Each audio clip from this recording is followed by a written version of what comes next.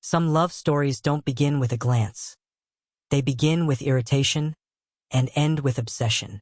Before we begin, if you enjoy slow-burn BL romance, office tension, chaotic rich airs, cold professionals, and stories that feel like a K-drama you can't stop listening to at 2 a.m., hit subscribe, turn on notifications, and stay with us. Now listen carefully. Lucian believed in one thing: order.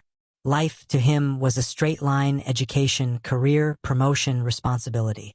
No detours, no accidents, no unnecessary emotions. If something could not be planned, it had no place in his world. That belief lasted until Monday, 8:47 a.m., when he opened the conference room door and found a man asleep at the center of the table. Not slumped, not pretending, actually asleep. The room was full. Department heads, senior managers, even the vice chairman's empty seat felt like it was watching. Lucian paused. For a full 3 seconds, no one breathed. The man had his jacket tossed over the chair, sleeves rolled up, head resting on folded arms like he was in a university library instead of the top floor of Shun Group headquarters. His hair was slightly messy, lips relaxed, expression peaceful to the point of offensive. Someone coughed. Lucian's jaw tightened. "Wake him up," he said calmly. No one moved. The HR manager gave a strained smile. "Director Liu, that is," I said. Lucian repeated, voice flat. "Wake him up." A junior employee reached out hesitantly and tapped the man's shoulder. The sleeper stirred, brows knitting slightly, then lifted his head. Sharp eyes, dark, alert, amused. "Oh," the man said lazily, scanning the room. "Meeting started already?" Silence crashed down like a dropped glass. Lucian felt something unfamiliar crawl up his spine. Anger. Clean. Sharp. "You slept through my briefing," Lucian said. "Do you have a problem with me? Or with your job?" The man leaned back, stretching his arms like a cat, utterly unbothered. "I'm just tired," he said. "Work is hard." A ripple of nervous laughter died instantly. Lucian stared at him. "If everyone behaved like you, this company would collapse." The man smiled. Not polite, not apologetic. "Then let it collapse," he said. "Sounds relaxing." That was when Lucian knew, absolutely knew, this person would become a problem. Lucian was 28 years old and already a strategy director, the youngest in the company's history. He didn't smile at work. He didn't socialize. He didn't drink with colleagues or complain about overtime. He worked. He delivered results. He went home. That was his life. So when he stood outside HR 10 minutes later, demanding an explanation, his patience was already razor thin. "How did someone like that pass recruitment?" he asked. The HR manager lowered her voice. "Director Liu, perhaps you should consider the chairman's surname." Lucian froze. "What?" She hesitated, then said carefully, "The chairman's surname is Shun." Lucian felt his temples throb. He turned slowly toward the glass corridor, just in time to see the man from the meeting leaning against the wall, laughing into his phone, posture loose, presence loud without effort. "Ah," Lucian murmured. So that was it. A Nipo heir. Of course. The man's name was Shin Yi. Age, 26. Position, Special Executive Advisor. A title so vague it meant nothing. Work performance, non-existent. Attendance, optional. And now, unbelievably, he was Lucian's problem. By noon, the entire office knew. "Did you hear? The chairman's son." "No way, that guy?" "He's handsome, though." "So what? Handsome doesn't do reports." "I heard Director Liu almost exploded." Lucian did not explode. Explosions were emotional. He preferred execution. At 6:01 p.m., when everyone else was packing up, Lucian walked to Shen Yi's desk and placed a printed file down with a soft but deliberate thud. "Redo this," he said. "Tonight." Shen Yi looked up from his phone. "Tonight?" "Yes, but I have plans." Lucian met his eyes. "Cancel them." Shen Yi stared at him for a moment, then laughed. "You're cruel." "Welcome to work," Lucian replied. Shin-Yi leaned closer, voice low and amused. Director Liu, do you always treat subordinates like prisoners? I treat employees according to performance. Then I must be special, Shin-Yi said lightly. You're watching me personally. Lu Shin straightened. Do not misunderstand. I don't have time for games. Shin-Yi's smile widened. That's funny. Because I do. The building emptied. Lights dimmed. Night settled against the glass windows like a held breath. Lu Shin worked. Shin-Yi did not. He wandered. He ate snacks. He spun in the chair. He complained about hunger. At least order food, Lu Shin said without looking up. Shin-Yi peeked over his shoulder. You eat this late every day? Yes. Don't you get lonely? Lu Shin's typing paused, just for a fraction of a second. No, Shin-Yi hummed, unconvinced. That's sad. Lu Shin closed the file. Finish your draft. After dinner, Shin-Yi said. My stomach is protesting. Then let it. Shin-Yi sighed dramatically, then, unexpectedly, stood up and walked out. Lu Shin frowned. Where are you going? Buying food, Shin-Yi called over his shoulder. Unless Director Liu plans to starve with me. Lu Shin did not reply. 20 minutes later, the smell hit first. Warm, savory. Lu Shin looked up to see Shin-Yi returning with 2 bowls of noodles, steam curling lazily into the air. Eat, Shin-Yi said, setting one down in front of him. I didn't ask. You look like someone who forgets. Shin-Yi interrupted gently. Eat first. Scold later. Lu Shin stared at the bowl. For reasons he couldn't explain, he did. They worked until midnight. The city outside blurred into distant light. Shin-Yi yawned. Director Liu. What? Why are you like this? Lu Shin didn't answer. Shin-Yi leaned back, studying him openly now. You're interesting. That's not a compliment. I didn't mean it as one. Their eyes met. Something flickered. Neither of them named it. At 12:47 a.m., Lu Shin gathered his files. You can leave, he said. Shin-Yi blinked. That's it. For today. Shin-Yi smiled, slow and unreadable. Director Liu. What? I think we're going to get along very well. Lu Shin watched him walk away, footsteps echoing down the empty corridor. For the first time in years, Lu Shin did not go back to work. He didn't know it yet, but that night, that single bowl of noodles, that careless smile, was the moment his perfectly straight lifeline began to curve. And once it curved, it would never return. If you felt the tension, if you sensed the spark, if you're already asking what happens next, subscribe and stay. Lu Shin realized something was wrong on Tuesday morning. Not in a dramatic way. Not in a life-altering lightning strike sense. Just wrong. Shin-Yi was already in the office. That alone was suspicious.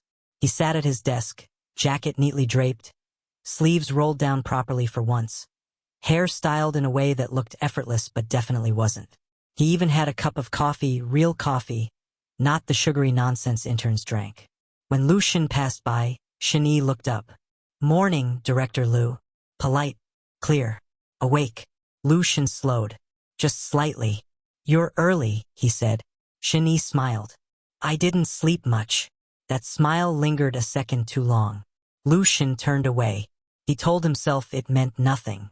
By 10 a.m., Lu Shin had confirmed the second anomaly.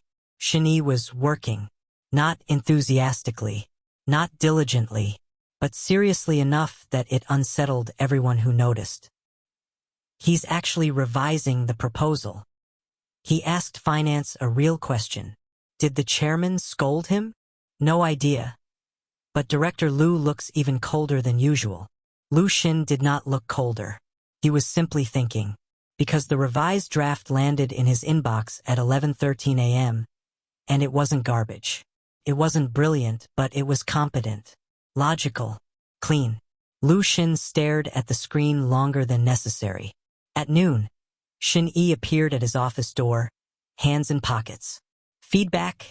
He asked lightly. Lu Shin didn't invite him in. Redo section 3, he said. Your assumptions are lazy. Shin-Yi raised a brow. You read it carefully. That's my job. Shani nodded, unbothered. Then I'll redo it carefully. Something about that answer irritated Lucian more than resistance would have. Forced proximity began that night, and the night after, and the one after that. Shani started staying late, not because he was ordered to, but because he chose to. He brought food again, different kinds, hot soup on cold nights, dumplings once, wrapped clumsily but proudly.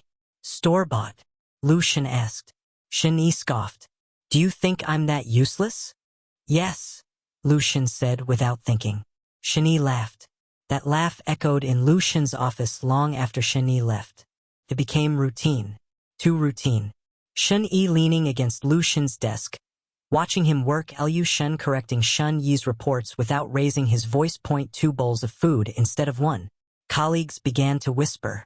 They're always together. Director Liu never stays this late. Do you think?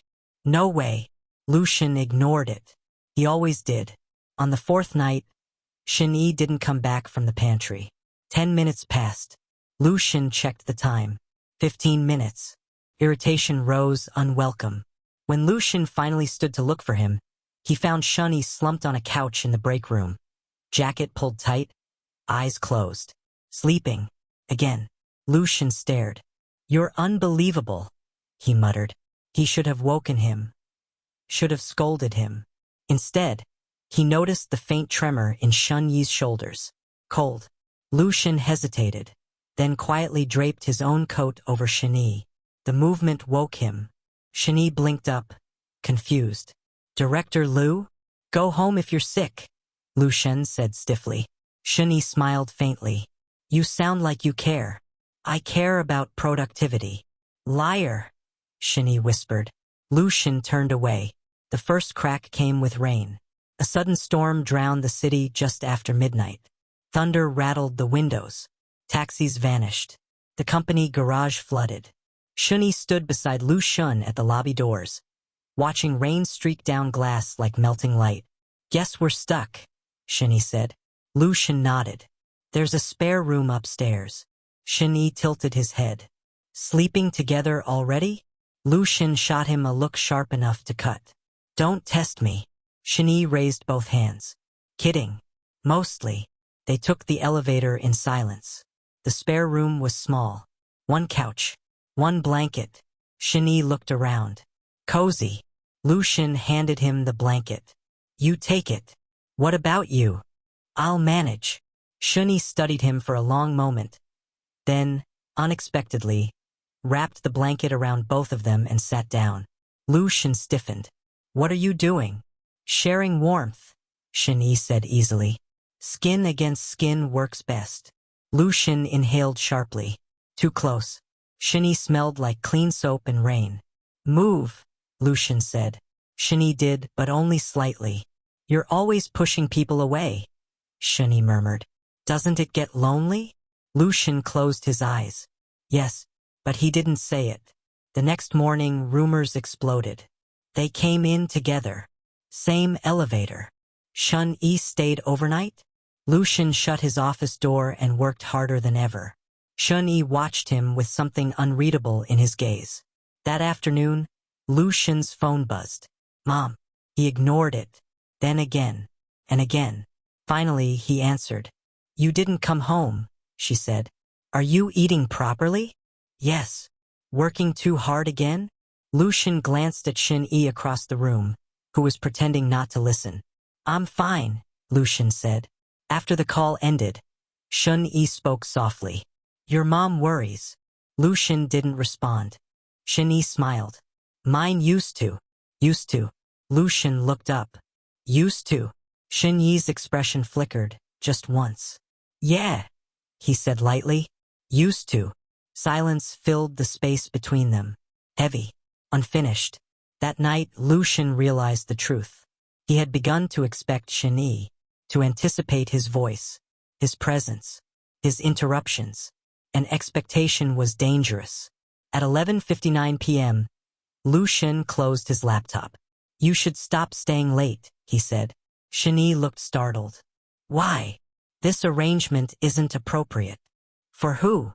For me. Shin Yi stared at him, really stared. Director Liu, he said slowly. Are you afraid of me? Lu Shin stood. Yes, he thought. No, he said. I'm afraid of wasting time. Shin Yi smiled sadly. Then you're already losing. That night, alone in his apartment, Lu Shin stood in the kitchen holding a cold bowl of dumplings he hadn't touched. He didn't know when it happened. Only that somewhere between overtime, rain, and shared silence, Shin Yi had crossed from nuisance to necessity, and Lu Shin had done nothing to stop it. The first sign was absence. On Thursday morning, Shin Yi didn't come to work. No message, no late entrance, no lazy grin leaning against Lu Shin's door. Lu Shin noticed at 8:31 a.m. He told himself it was coincidence. By 9:10 he checked his phone. Nothing. At 10 o'clock, during a meeting Shin Yi was supposed to attend, Lu Shin found himself glancing twice toward the empty chair at the end of the table. Director Liu? He blinked. Continue.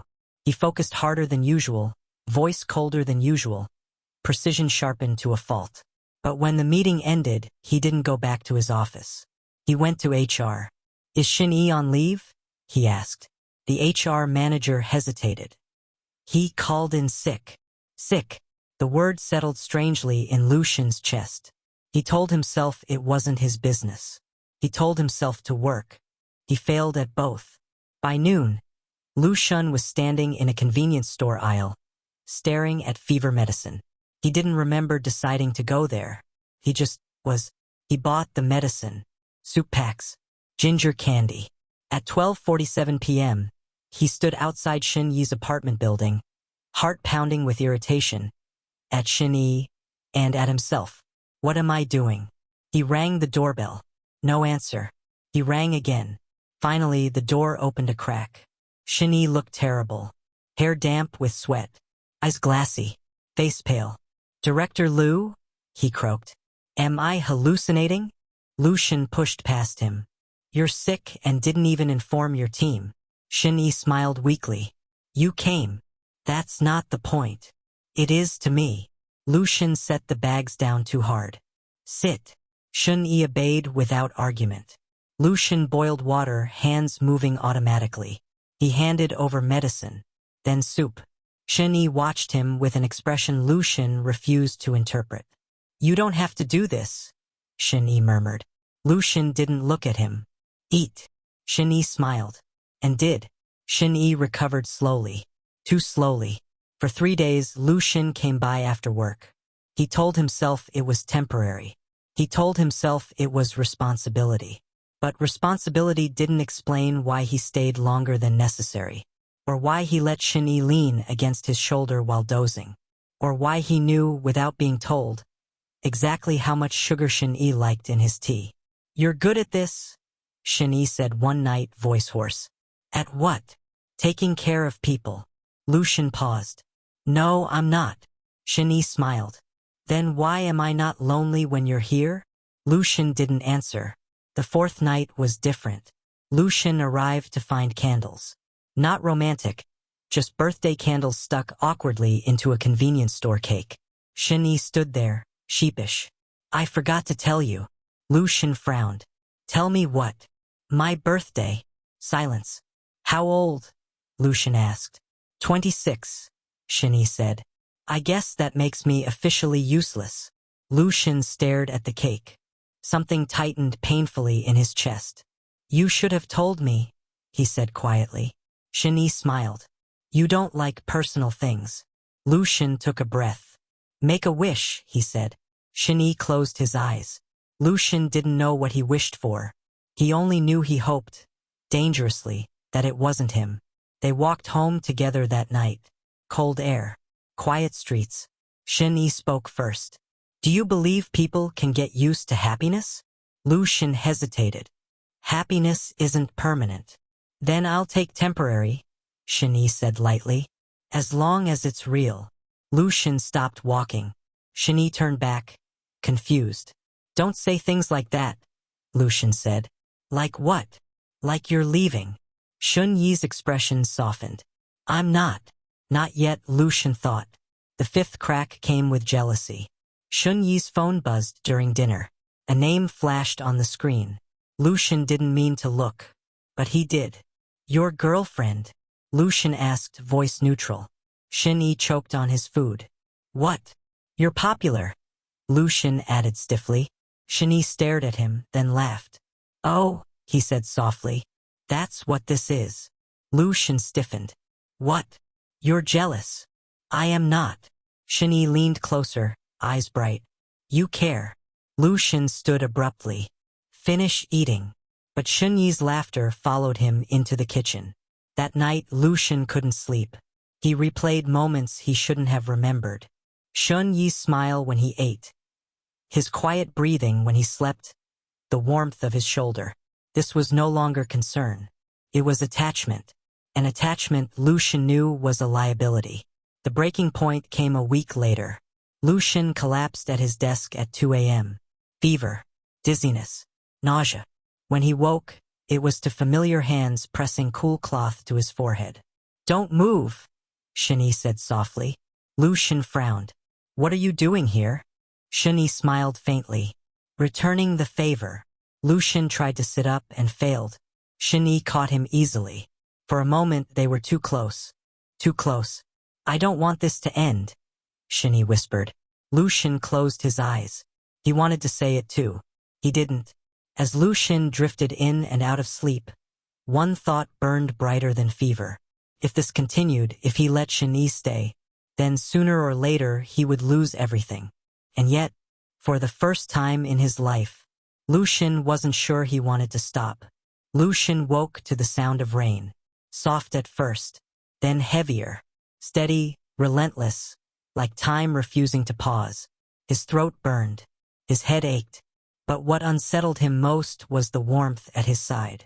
An arm loose, familiar, rested across his waist. Shin Yi. For a moment, Lucian forgot everything. Work, fear, consequences. He lay still, listening to Shun Yi's breathing, slow and even. The rain drummed against the window, sealing them inside a world that felt dangerously small. Then reality crept back in. Lucian shifted. Shun Yi stirred instantly, eyes opening as if he'd been waiting. You're awake, he said quietly. Lucian nodded. You should go to work. Shun Yi smiled faintly. I called in. You can't keep doing that. I can today. Silence stretched. Shun Yi reached out, fingers brushing Lucian's wrist. Gentle, tentative, asking permission without words. Lucian didn't pull away. Lucian, Shin Yi said softly, voice stripped of playfulness. We need to talk. Lucian closed his eyes. This was the moment he had been avoiding. They sat at opposite ends of the bed, the distance between them louder than any argument. I'm not good at pretending anymore, Shin Yi said. I don't like women. I don't like men in general either. Lucian's breath hitched. I like you. The words fell quietly, solid, unavoidable. Lucian stared at his hands. You don't understand what you're saying. I understand perfectly, Shin Yi replied. That's why I'm scared. Lucian laughed. Once bitter. This isn't something you can afford to be careless about. You think I don't know that? Shun Yi's voice sharpened. You think I don't know who my father is? What his expectations are? Lucian looked up. Shun Yi's eyes were fierce now. Bear. I've been lonely my whole life, Shin Yi said. But with you, I feel like I can breathe. Lucian's chest tightened painfully. This ends badly, he said. Shin Yi nodded. Most real things do. The confession didn't explode. It settled. Like snow. They didn't touch. They didn't kiss. But the air between them changed irrevocably. When Lucian finally stood, Shin Yi asked quietly, Do you regret it? Lucian hesitated, then shook his head. No, that was his first mistake. They didn't tell anyone. They didn't define anything. They simply were. Shin Yi stopped flirting. Lucian stopped pushing him away. Their closeness deepened into something fragile and intense. Shared umbrellas. Shared silence. Late-night conversations that ended unfinished. One evening, Shin Yi waited outside Lucian's building. Come with me, he said suddenly. Where? Anywhere. Lucian almost said no. Almost. They ended up at the river. City lights blurred across dark water. Wind cut sharp and cold.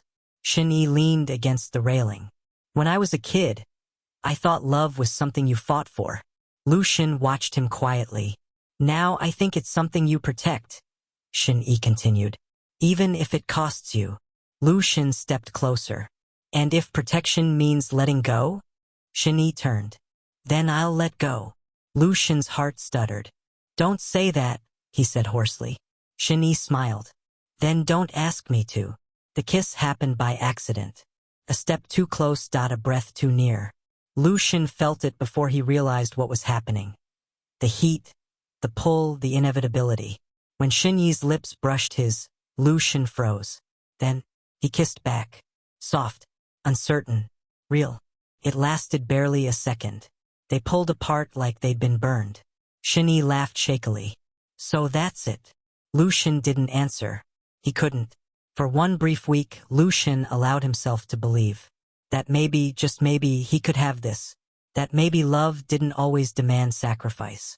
Then the world reminded him otherwise. The phone call came at midnight. Director Liu, HR said urgently. There's a situation. Lucian's stomach dropped. A man came looking for Shin-Yi. He caused a scene. What kind of man? A former partner. Lucian's pulse spiked. He's saying things. HR continued nervously. Threatening things. Lucian grabbed his coat. I'm coming. As Lucian raced through rain-slick streets, one thought echoed louder than thunder. Love had been a risk. But this was a price. And he was about to find out how much it would cost. The phone call was only the beginning. By the time Lucian arrived at the building, Shin-Yi was already gone. HR told him nothing more than the name. Liang Cheng, a man with a reputation for being dangerous. But it didn't matter, Lucian didn't need more details.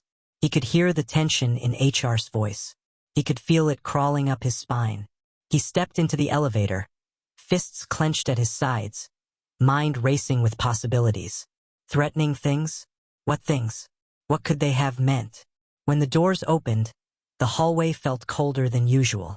Lucian's shoes echoed in the empty space as he walked toward Shin-Yi's office. And that's when he saw him.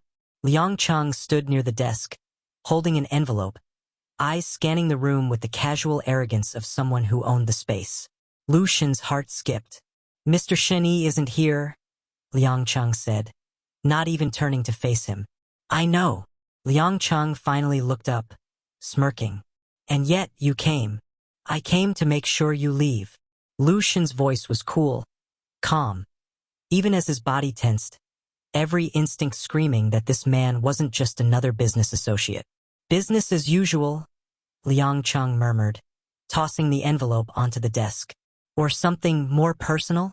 The words were like daggers, each one laced with something darker. Lucian didn't reply. He didn't need to. His glare was enough.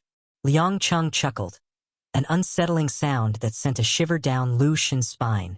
You're wasting your time, you know? Shin-Yi and I, we've always had a way of keeping things interesting. Lucian took a step forward, narrowing his eyes. What do you want? Liang Cheng shrugged, his smirk widening. What do you think I want? I'm here to make sure Shin-Yi knows where he belongs. You and him. He raised an eyebrow. You don't really think this will last, do you? Lucian's pulse thundered in his ears. Shin-Yi had never spoken of his past. Not once. Not even in passing. And now, this stranger was threatening everything. Without thinking, Lucian grabbed the envelope from the desk and ripped it open. Inside, there was a single picture. A photograph of Shin-Yi. But this wasn't the playful, carefree Shin-Yi Lucian had come to know. This was a man with a bruised, bloodied face. A man who looked broken. The photo was old, clearly taken years ago, but the message was clear. Shin-Yi had a past. A past Lucian had never been a part of. A past that seemed to be catching up to him, dragging him into the light where no one could escape. Lucian's hand shook slightly as he stared at the image. Liang Cheng's voice broke the silence. I wouldn't be so quick to defend him, Director Liu. People like Shin-Yi, people with too many debts and no way of paying them back? They get dragged down, and everyone around them gets caught in the mess. Lu Xun gritted his teeth. Stay away from him. You don't have the authority to give me orders, Liang Chang replied, his tone low and dangerous. And you can't protect him from the things he's running from. You can't save him from himself. At 2 a.m., Lu Xun stood outside Shun Yi's apartment again. The image of Shun Yi's battered face still burned into his mind. He hadn't told anyone. He hadn't even called HR to report the situation. His phone remained in his pocket, a silent reminder of the words from earlier. Stay away from him. But Lu Xun didn't know how. He knew only one thing. He couldn't just walk away from this. Shun Yi answered the door, looking tired but steady, like the storm outside hadn't reached him. Director Lu, he greeted softly. Lu Xun pushed past him, ignoring the polite greeting. Where is it? He asked, voice sharper than intended. Where's what? Shun Yi asked, closing the door behind him, his brow furrowing slightly. The past. The one you didn't tell me about. Shun Yi froze, expression falling, as though he'd been caught in a lie. What are you talking about? Lu Xun pulled out the photograph and tossed it onto the table between them. Shun Yi's eyes widened for just a moment before he looked away, clenching his jaw. You should have told me, Lu Xun said, voice low and dangerous. You should have told me everything. Shun Yi swallowed hard.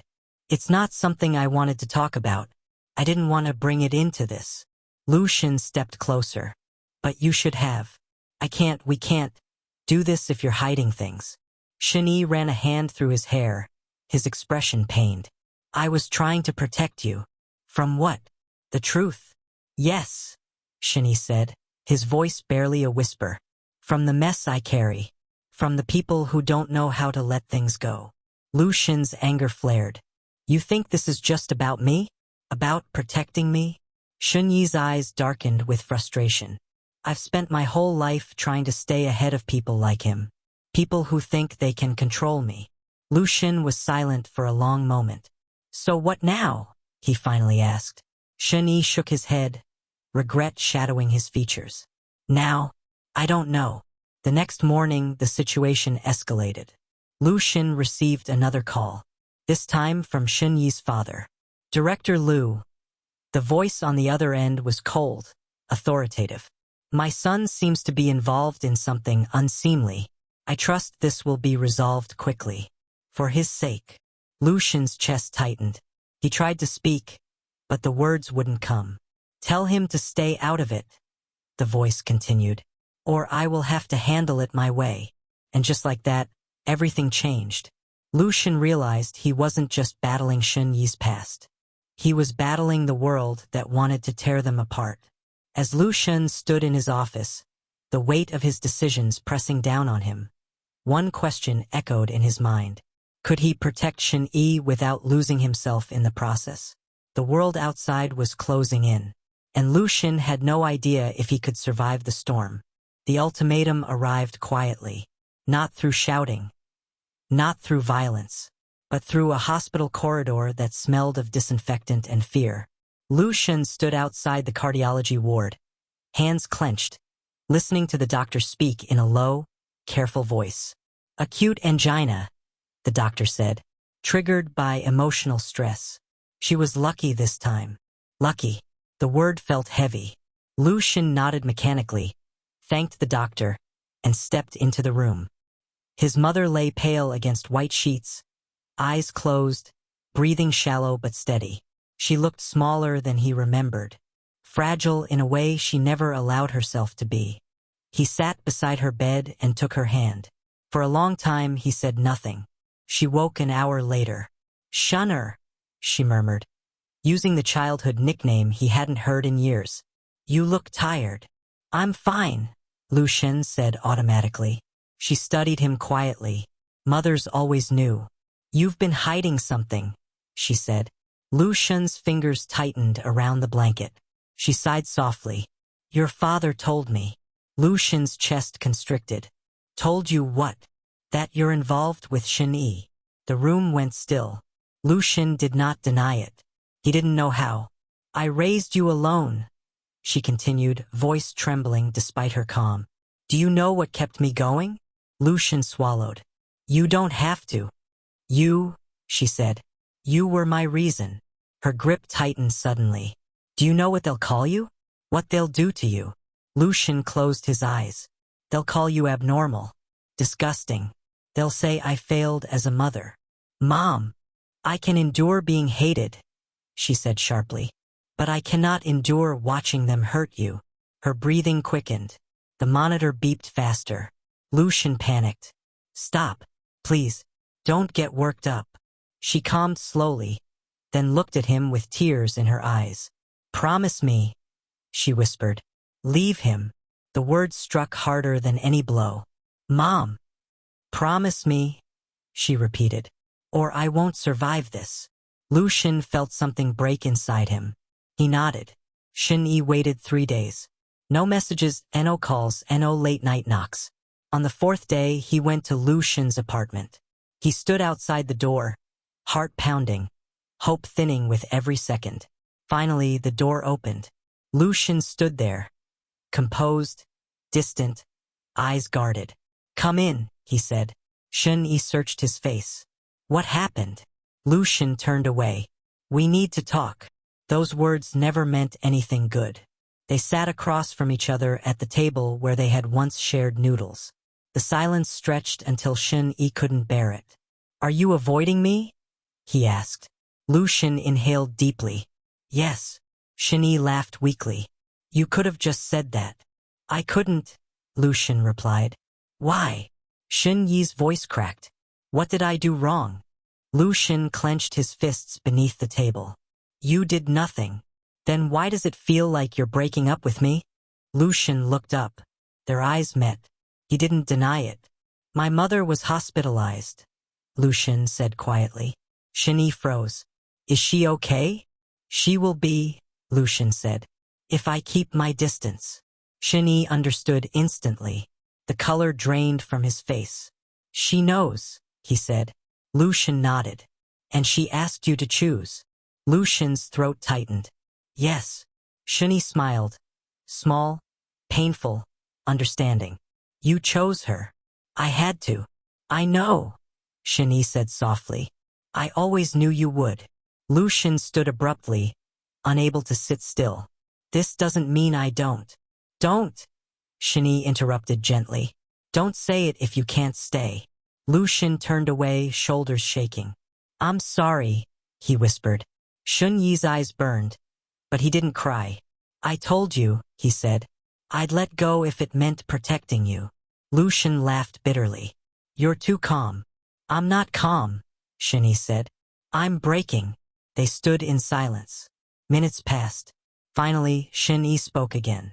After this, what are we? Lucian hesitated. Strangers, he said. The word cut deep. Shin-Yi nodded slowly. Okay.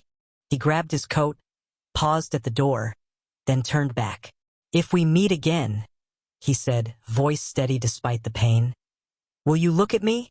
Lucian closed his eyes. Yes, he said. I will. That's enough, Shin-Yi replied. And then he left. Lucian did not see Shin-Yi at work again.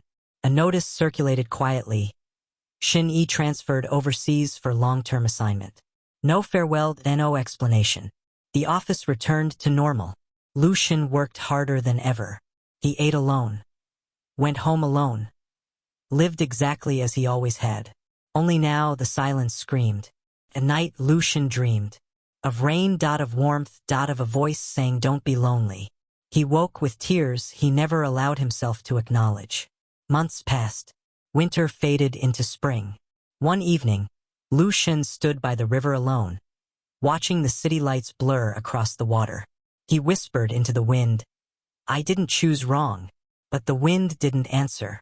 Far away, on another continent, Shun-Yi stood beneath unfamiliar skies, phone in hand, staring at an unsent message.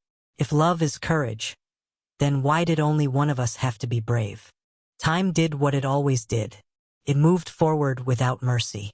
2 years passed. Not loudly. Not dramatically. Just quietly. Like dust settling on furniture no one touched anymore. Lu Xun became exactly what everyone expected him to become. Promoted, respected, untouchable. People called him Vice President Lu now. His schedule was booked weeks in advance. His words carried weight. His decisions shaped futures. He was successful and completely alone. His mother recovered. She stopped asking questions, stopped watching him so closely. Sometimes over dinner, she would say things like, "You should bring a friend home sometime," or, "Work isn't everything." Lu Xun always smiled, always nodded. He never brought anyone home. At night, he dreamed less, but when he did, the dreams were vivid. Rain against glass, a bowl of dumplings cooling between them, a voice saying, "Don't be lonely." He woke each time with the same ache in his chest. On a spring afternoon, Lu Xun received an email marked urgent. International partnership. Joint conference. Final approvals required. The location caught his eye. Copenhagen. His fingers hovered over the trackpad. He told himself it meant nothing. The conference hall was vast and bright, filled with the low murmur of multiple languages overlapping. Lu Xun moved through it like he belonged there. Calm, efficient, distant. He delivered his presentation flawlessly. Applause followed. Then, he heard the voice. Not loud. Not calling his name. Just familiar. Lu Xun's heart stopped. He turned slowly. Across the room stood Shani. Taller, maybe. Leaner. Hair styled differently. Suit sharper. Expression calmer, but the eyes were the same. They met Lu Xun's gaze, and didn't look away. The world narrowed to a single point between them. They didn't speak. Not then. Not yet. After the conference ended. After the crowd thinned. After the hall emptied into echoes. Lu Xun found himself standing outside, cold air brushing his face. He heard footsteps. "You look the same," Shani said quietly. Lu Xun turned. "So do you." That was a lie. They had both changed. They stood there awkwardly. Two men who once knew each other too well, now unsure where to place their hands, their eyes, their words. "How long have you been here?" Lu Xun asked. 2 years, Shani replied. "Europe suits me. I heard you did well." Shani smiled faintly. "So did you." Silence. Heavy but not hostile. Finally, Shani spoke again. "Do you want to walk?" Lu Xun hesitated, then nodded. They walked along the canal, lights reflecting off water like broken stars. For a while, neither spoke. Then Shani laughed softly. "We were terrible at goodbyes." Lu Xun swallowed. "I never said goodbye." "No," Shani agreed. "You disappeared." Lu Xun stopped walking. "I didn't want to hurt you." Shani turned to face him. "You did." Lu Xun nodded. "I know. But you didn't run," Shani continued. "You stayed until you couldn't." Lu Xun looked at him, surprised. Shani smiled. "I understand more now." They sat on a bench, close but not touching. "Do you regret it?" Shani asked suddenly. Lu Xun didn't pretend to misunderstand. "Every day," he said. Shani exhaled slowly. "Me too." They shared a small, sad laugh. "Why did you come here?" Lu Xun asked. "The company sent me," Shani replied. Then, after a pause, "And because I wanted to see if you were still you." Lu Xun looked at him. "Am I?" Shani studied him carefully. "Yes." Then he added softer, "Still afraid, still kind, still stubborn." Lu Xun smiled for the first time that night. "You left," he said. Shani nodded. "I had to. Otherwise, I would have stayed forever." "And now?" Shani didn't answer immediately. The wind picked up, carrying the scent of water and spring. "I learned something while I was away," Shani said. "Love doesn't disappear just because you remember it less often." Lu Xun closed his eyes briefly. "I can't promise you anything," he said. "My life is still complicated. My mother is still fragile. The world hasn't changed." Shani nodded. "I know. But..." Lu Xun hesitated, then forced himself to continue. "I don't want to pretend you never existed." Shun Yi's breath caught. "That's all I wanted," he said quietly. They stood.